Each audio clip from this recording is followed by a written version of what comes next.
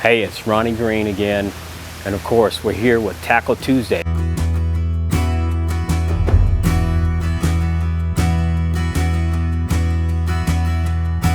And today we're going to talk about fishing line. As basic as it may sound, it's something that's very, very critical when you're fishing.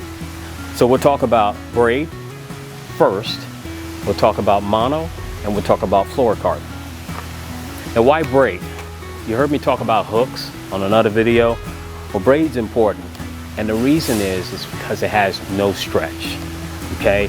And when you're dealing with no stretch, you're gonna get a lot of torque. So in the saltwater arena, you're gonna have braid, but you'll probably have a top shot or a leader tied to your braid. So that's always important because you don't wanna have too much tightness to where you don't have any stretch.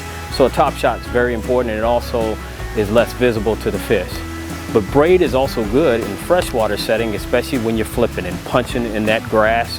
That stuff is pretty gnarly. So when you get a fish on, you want to get them out there quick because it can be a nightmare trying to get it out with any other types of line. So braid has its application.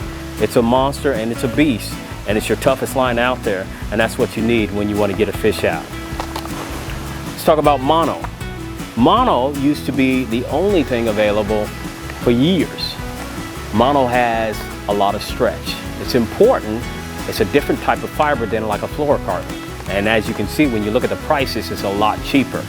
Mono works well in so many different settings, but I use mono a lot in freshwater settings with topwater baits. It's because you got a little bit of stretch, and then in addition, it makes a difference with a lot of casting.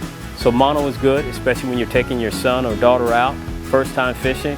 Put some mono on because you don't want to spend a lot of money when you're just learning how to fish and you try to put on some fluorocarbon. That's very expensive for somebody that may not know how to cast yet. But mono has its place, so don't overrule or outrule mono. It has its place, but it used to be around when nothing else was around. And of course, my favorite, fluorocarbon. You heard me mention braid has no stretch. Well, this is fluorocarbon. It has really, really, really good strength with no stretch as well, except it's clear. And why is that important? Because when you're dealing with finesse baits, or you're dealing with clear water, or just water in general, you don't want the fish to see the line. Sometimes fish can be line sensitive. That's important.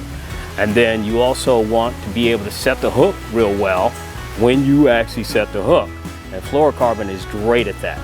The one minus I would say about fluorocarbon, sometimes it can be brittle. Sometimes it can be tricky, especially when it's really cold.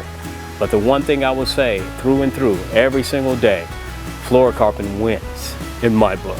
Because you can do it with a crankbait. You can do it with a lot of different things. I probably wouldn't recommend it for topwater bait, but you can use it across the board. And of course in saltwater, you're gonna probably have it on your braid as a top shot. There's many different lines out there, so you find a line that works best for you. Tackle Tuesday.